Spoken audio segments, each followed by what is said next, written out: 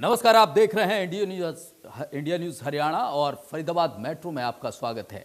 सबसे पहले बड़ी खबर का रुख करेंगे। दिल्ली से सटे फरीदाबाद में निकिता तोमर की हत्या के मामले में कोर्ट ने आज फैसला सुना दिया है।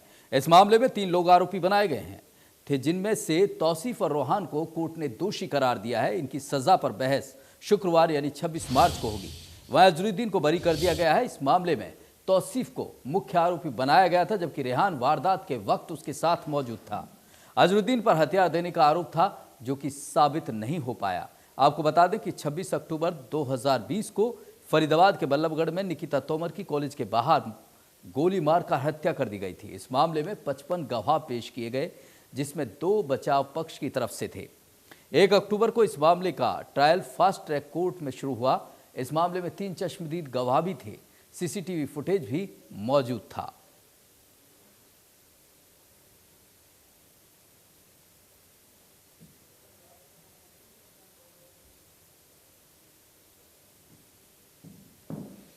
बड़ा दिन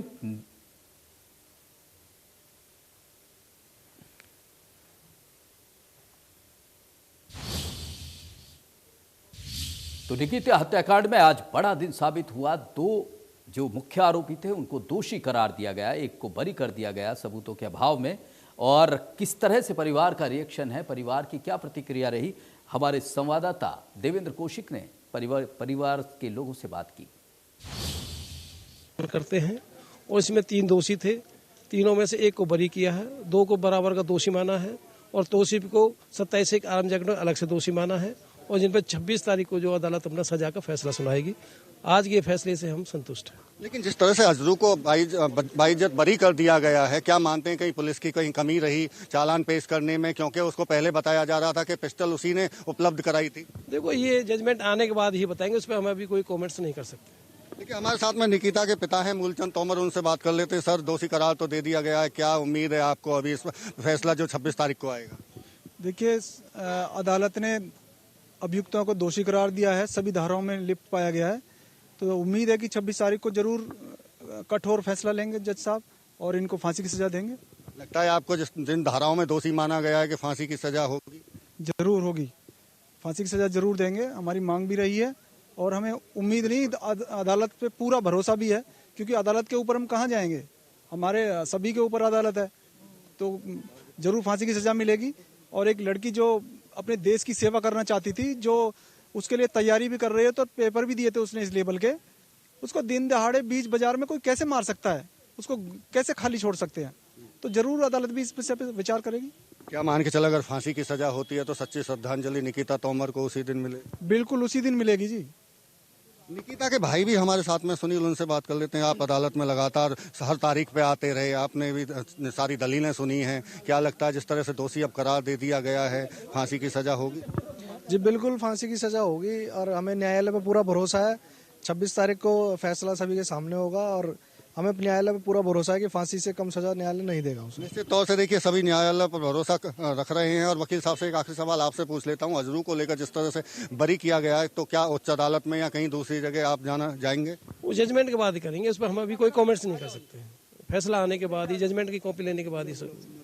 बिल्कुल निश्चित तौर से देखिए, साफ तौर से कहना है वकील साहब का भी कि वो जो न्यायालय की तरफ से जो आज दोषी करार दोनों को बराबर का दोषी माना है, उसको लेकर वो उनका साफ तौर से कहना है कि वो इस बात को लेकर खुश हैं। और कहीं ना कहीं जो उनकी बात को सुना गया और दोनों को आरोपी बनाया गया है और दोषी करार दिया गया। इसके साथ साथ मैं बता दूं आपको कि अब 26 तारीख को उनकी सजा मुकर्रर की जाएगी। लेकिन हाँ, जो अजरू था, जिस पर पिस्टल उपलब्ध कराने का आरोप था, उसको बाइज्जत बरी कर दिया गया है। और फैसला आने के बाद में ये देखा जाएगा कि अजरू के खिलाफ में क्या दोबारा से पीड़ित परिवार या उनके वकील आगे बढ़ते हैं या नहीं बढ़ते हैं। दूसरी तरफ जो निकिता के पिता हैं मूलचंद तोमर, उनका साफ तौर से कहना है और उम्मीद भी है कि इस जिन धाराओं में दोषी पाया गया है, कहीं ना कहीं जो आरोपी हैं दोनों तौसीफ और रेहान, उनको फांसी की सजा मिलेगी। जी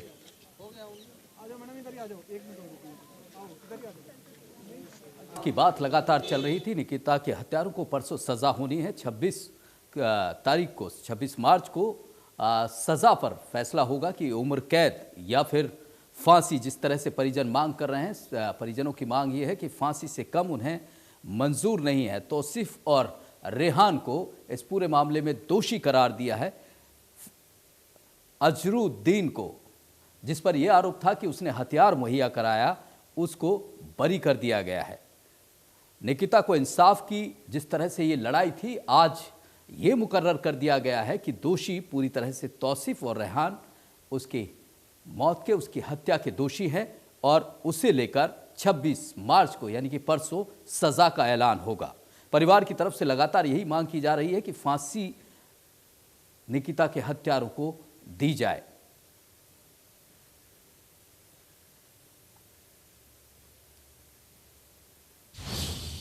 तो ग्राफिक्स के जरिए आपको बताते हैं इस पूरे मामले में कब क्या क्या हुआ।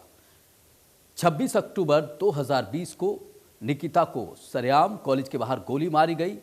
27 अक्टूबर को पुलिस ने तौसीफ को उसके गांव से गिरफ्तार कर लिया। बाकी 2 आरोपियों को भी जल्द ही गिरफ्तार कर लिया गया। इसके बाद गृहमंत्री अनिल विज ने जांच के लिए एसआईटी का गठन करवाया, जिसकी रिपोर्ट के बाद ही एसआईटी ने सबूत जुटाकर 11 दिन में 700 पेज की चार्जशीट पेश की।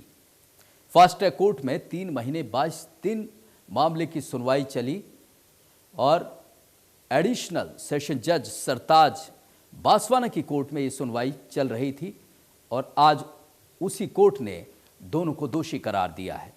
निकिता के वकील ने कोर्ट में कुल 57 गवाह पेश किया। आरोपी पक्ष की तरफ से केवल 2 गवाहों की पेशी हुई। 1 दिसंबर को निकिता के चचेरे भाई और सहेली की गवाही हुई और उसके बाद जिस तरह से मामले की प्रोसीडिंग चलती रही, 23 मार्च को दोनों पक्षों की तरफ से दलीलें पूरी कर ली गई। 24 मार्च को फास्ट ट्रैक कोर्ट का यानी कि आज फैसला आ गया कि दोनों दोषी हैं।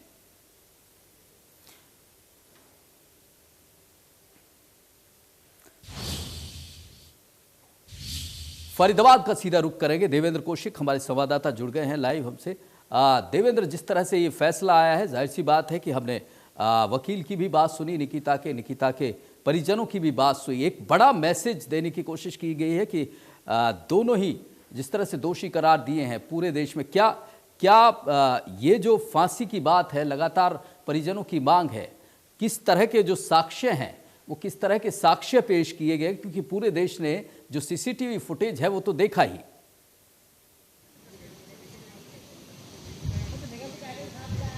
बिल्कुल सुंदर। देखिए, अगर इस मामले की बात करें तो ये बहुचर्चित मामला रहा था और कहीं ना कहीं दबाव सभी तरफ से दिखाई दे रहा था, पुलिस पर भी। सबसे पहला दबाव पुलिस पर इस बात को लेकर था क्योंकि गोली मारने के बाद में जो मुख्य आरोपी है तौसीफ और रेहान, दोनों मेवात भाग गए थे और वहां से उनको गिरफ्तार करना एक बड़ी चुनौती पुलिस के लिए भी थी। लेकिन देर रात 26 तारीख की, चूंकि अक्टूबर की घटना है, और देर रात में पुलिस कमिश्नर की तरफ से एसआईटी की टीम गठित कर दी गई थी। सीआईए की जो तमाम टीमें थी वो लगा दी गई थी और वहां से मेवात से गिरफ्तार कर लिया गया था।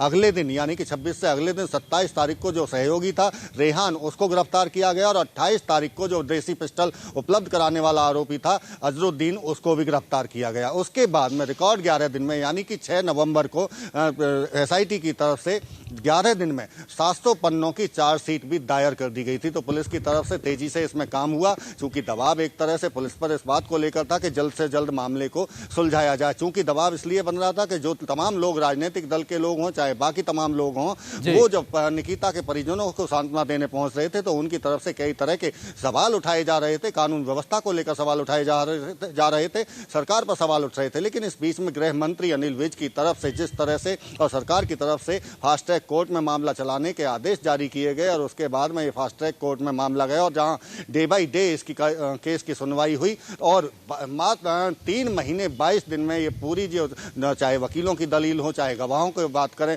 74 गवाह इसमें टोटल बनाए गए थे, लेकिन उसमें से 57 गवाहों की गवाही हुई। उसमें से 2 गवाह जो आरोपी पक्ष है उनकी तरफ से, बाकी 55 गवाह जो थे वो पीड़ित पक्ष की तरफ से थे। और अगर 74 की बात करें तो बाकी कुछ गवाहों की जो गवाही थी वो एक जैसी थी, इसलिए केवल 55 गवाहों का पीड़ित पक्ष से गवाही कराई गई थी। इसके बाद में 24 तारीख जो आज की तारीख है वो आज मुकर्रर की गई थी इस बात को लेकर कि कौन दोषी है। 2 दिन बाद इस पूरे मामले में सजा का ऐलान कर दिया जाएगा। देवेंद्र, लेकिन एक बात लगातार सामने आ रही है, हालांकि आपने वकील साहब से, निकिता तोमर के वकील से पूछा भी कि ये जो अजरुद्दीन है वो उसको बरी कर दिया कोर्ट ने, आखिर ऐसी वजह क्या रही, क्या पुलिस सबूत पेश नहीं कर पाई जिस तरह से बरी हुआ है, तो क्या माना जाए कि हथियार अगर अजरुद्दीन ने नहीं दिया तो फिर हथियार आया कहां से?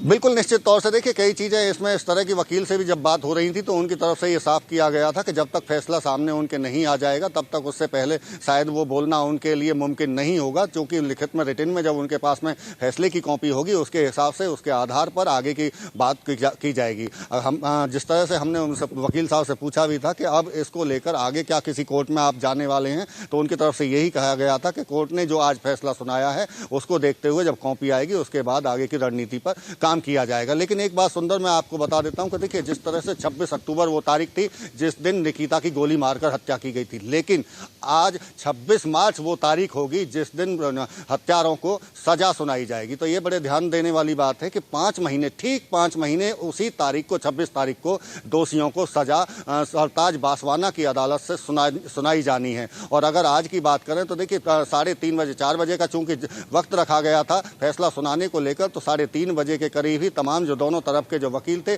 उनका जुटना कोर्ट रूम के बाहर शुरू हो गया था। काफी जमावड़ा मीडिया का था और ठीक 4 बजे सरताज बासवाना अपनी सीट पर बैठे और उनकी तरफ से आरोपियों को पुलिस को पेश करने के आदेश दिए। 4:10 पर तीनों आरोपियों को कड़ी सुरक्षा के बीच में कोर्ट रूम के अंदर लेकर आया गया और 4:12 पर जो तीसरा आरोपी जो आज बरी कर दिया गया है अजरू, वो बेहोश होकर कोर्ट रूम के अंदर ही फर्श पर गिर पड़ा और करीब 4 मिनट तक पुलिस कर्मियों की तरफ से उसको होश में लाने की कोशिश की गई और पानी पिलाकर उसको होश में लाए जाने की कोशिश लगातार होती रही। लेकिन केवल 2 मिनट बाद ही 4:14 पर जज साहब की तरफ से जो वकील थे उनको पास बुलाया गया और अपना फैसला सुनाना उन्होंने शुरू किया। सबसे पहले अजरू को बरी करने का फैसला सुनाने के साथ साथ में फिर दोनों रेहान और जो तौसीफ हैं दोनों को बराबर का दोषी मानते हुए उन्हें दोषी बताया गया और 26 तारीख उनके सजा की तारीख मुकर्रर कर दी गई। 4:19 पर कोर्ट के रूम से। बहुत शुक्रिया तमाम जानकारी के लिए कि जिस तरह से पूरा मामला ये अब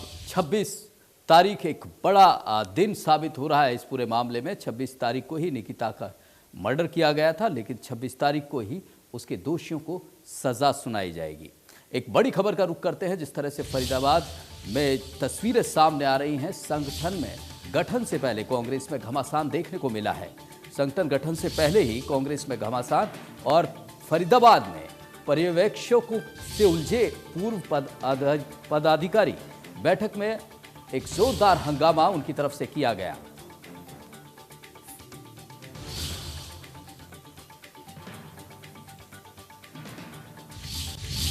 फरीदाबाद से बड़ी खबर आपको बता दें कि कांग्रेस पार्टी संगठन को लेकर, मजबूत करने को लेकर जिस तरह से गठन की बात चल रही थी उसमें अब आपस में ही घमासान देखने को मिला है। पर्यवेक्षकों से खुद पदाधिकारी उलझते हुए मिले। तस्वीरें आप देख सकते हैं, फरीदाबाद की तस्वीरें हैं जहां पर्यवेक्षक कांग्रेस पार्टी संगठन को मजबूत करने के लिए कार्यकर्ताओं के साथ बैठक करने आए। पर्यवेक्षकों के सामने ही एक पूर्व पदाधिकारी ने हंगामा कर दिया और उन्हें प्रोटोकॉल का पाठ पढ़ाने लगे।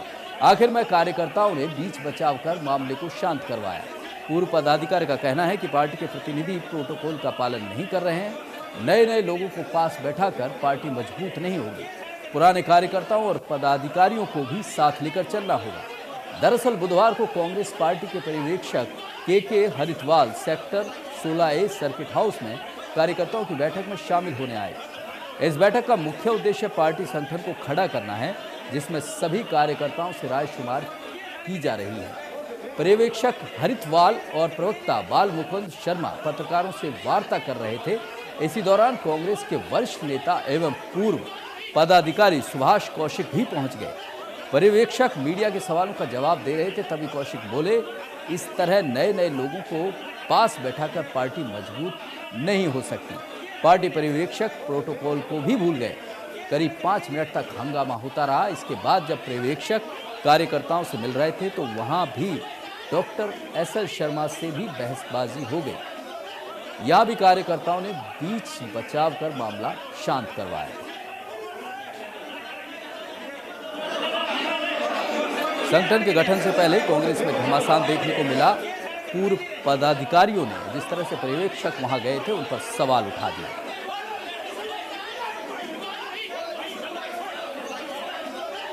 कांग्रेस के कार्यकर्ताओं ने खुद ही आरोप लगाया कि नए कार्यकर्ताओं के चलते पुरानों को दरकिनार किया जा रहा है, जिससे ये घमासान हुआ। आगे बढ़ेंगे। पृथला पहुंचे हरियाणा के खेल मंत्री सरदार संदीप सिंह ने पैरा कमांडो शहीद संदीप सिंह की प्रतिमा पर पुष्प अर्पित कर उन्हें याद किया। पृथला के अटाली गांव पहुंचे खेल मंत्री ने कहा कि वे मुख्यमंत्री का मैसेज लेकर गांव अटाली आए हैं और अब गांव में बने इस स्टेडियम का नाम शहीद संदीप सिंह के नाम पर रखा जाएगा।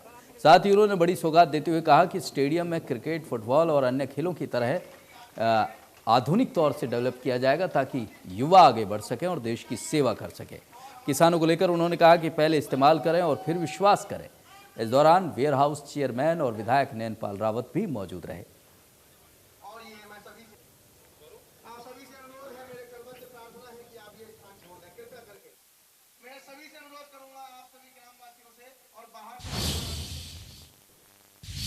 अटाली गांव पहुंचे खेल मंत्री संदीप सिंह ने स्टेडियम का नाम शहीद संदीप सिंह के नाम पर रखने की बात कही। खेल मंत्री से हमारे संवाददाता राजेंद्र दहिया ने खास बातचीत की। देश की रक्षा में अपने प्राणों की आहुति देने वाले शहीद संदीप सिंह की प्रतिमा पर आज पुष्प अर्पित किए हैं खेल मंत्री सरदार संदीप सिंह जी ने, और एक मुख्यमंत्री का मैसेज लेकर भी वो आज गांव अटाली पहुंचे हैं। क्या कुछ मैसेज लेकर पहुंचे हैं? देखिए, माननीय मुख्यमंत्री जी का मैसेज गांव के लिए और शहीद भाई संदीप के परिवार के लिए और उनके लिए कि श्रद्धांजलि के रूप में उन्होंने कहा कि स्टेडियम का जो नाम है उन्हीं के नाम से शहीद संदीप भाई के नाम से होगा। और क्योंकि उन्होंने देश की सेवा करते अपनी कुर्बानी दी है और देश का और हरियाणा का नाम रोशन किया है, और उस कारण से आज स्टेडियम में मैं भी आया हूँ और मैंने दौरा भी किया है। इसमें काफ़ी चीज़ें जो हैं देखने को मिली हैं और बहुत अच्छा लगा यहाँ का ग्रासी ग्राउंड देखकर कि हरियाणा का one of the best grassy football ground है और इसमें क्रिकेट, फुटबॉल और वॉलीबॉल खेली जाती है। तो इसके लिए फुटबॉल की अच्छी नर्सरी भी हम देंगे यहाँ पर, और इनकी मांग थी ओपन जिम की, और क्रिकेट के बॉलिंग और बैटिंग पिच की, तो वो भी हम बना के देंगे। क्या मानते हैं सर, लगातार जिस तरीके से जो शहीद हैं उनके परिवारों को कई बार देखते हैं कि जो पूरी सुविधाएं वो नहीं मिल पाती, उनके लिए आप देखिए, हमारी जब मंत्रिमंडल की और विधायक मंडल की और सरकार की जब मीटिंग होती है तो माननीय मुख्यमंत्री जी का एक ही विजन होता है कि इन लोगों ने बहुत ही शहादत पाई है और इसमें पूरे हरियाणा को गर्व है कि हर 10वां आदमी जो है वो हरियाणा से है आर्मी के अंदर। मैंने अभी भी भाषण में भी कहा, तो इनकी जो राइट्स बनते हैं और इनकी जो हक बनता है उनको मिलना चाहिए। किसानों को लेकर आपका क्या कहना है? देखिए, मैंने पहले भी कहा, अब भी कह रहा हूँ कि पहले इस्तेमाल करें फिर विश्वास करें। ठीक है। तो विधायक नैनपाल रावत भी हैं, क्षेत्र के विधायक हैं। आपके क्षेत्र को बड़ी सौगात एक मुख्यमंत्री और खेल मंत्री की तरफ से दी गई है, क्या कहना चाहिए? देखिए, मैं माननीय मुख्यमंत्री महोदय का, अपने बड़े भाई श्री संदीप जी का जो खेल मंत्री हैं, और मैं तो इनको खिलाड़ी कहता हूं, क्योंकि इन्होंने न केवल देश और दुनिया में इस देश का नाम रोशन किया है, और इसके साथ साथ जो महकमा माननीय मुख्यमंत्री मनोहर लाल जी ने इनको दिया है, बड़ा सूझबूझ के साथ दिया है। बहुत ही प्रैक्टिकल व्यक्ति हैं। जैसे ही इन्हें कल पता लगा कि इस तरह स्टेडियम को इस तरह जो ना वहाँ मूर्ति की स्थापना हुई है, तो कल बात करके और माननीय मुख्यमंत्री महोदय के साथ अपना टाई अप करके सीधे आज यहाँ पहुँचे हैं। तो मैं समझता हूँ कि इतना जुझारूपन किसी व्यक्ति में आसानी से नहीं हो सकता। इन्हें देश से प्यार है, इन्हें प्रदेश के लोगों से प्यार है, इन्हें प्रदेश के युवाओं से प्यार है, इन्हें प्रदेश के सैनिकों से प्यार है। तो ये जज्बा लेकर के आज यहाँ पहुँचे, तो मैंने इनका धन्यवाद भी किया है और इस पृथला क्षेत्र की तरफ से इनका स्वागत भी किया है कि एक बहुत बड़ी सौगात आज इन्होंने हमारे क्षेत्र के लिए दी है, इस स्टेडियम के लिए दी है। संदीप सिंह के नाम पर, शहीद संदीप के नाम पर ये स्टेडियम भी इन्होंने जो ना बनाने का घोषणा की है, ये भी अपने आप में बहुत बड़ी बात है। 500 गज का प्लॉट कब तक उनको मिल जाएगा जो रहेगा? देखिए, निश्चित तौर पर जो भी प्रक्रिया पूरी करने में समय मिलता है, अभी मैंने हफ्ते 10 दिन पहले ही जैसे ही मुझे इसका पता लगा कि 500 गज का प्लॉट अभी तक इन्हें नहीं दिया गया पीछे, तो 500 गज का प्लॉट, क्योंकि वो हरियाणा गवर्नमेंट से जो ना पास होकर आता है, 200 गज का प्लॉट तो यहीं डिस्ट्रिक्ट लेवल पर हो जाता है, लेकिन 500 गज का प्लॉट की घोषणा माननीय मुख्यमंत्री ने कही थी, तो 500 गज का प्लॉट इन्हें चंडीगढ़ से पास करा के जल्दी दे देंगे। तो जल्द ही जो उनकी एक मांग रह गई थी शहीद परिवार की, वो भी पूरी की जाएगी, साफ तौर पर विधायक ने भी दावा किया है। पृथला से इंडिया न्यूज के लिए राजेंद्र दई। और फिलहाल मेट्रो न्यूज फरीदाबाद में इतना ही, लेकिन इंडिया न्यूज हरियाणा पर खबरों का सिलसिला लगातार जारी है।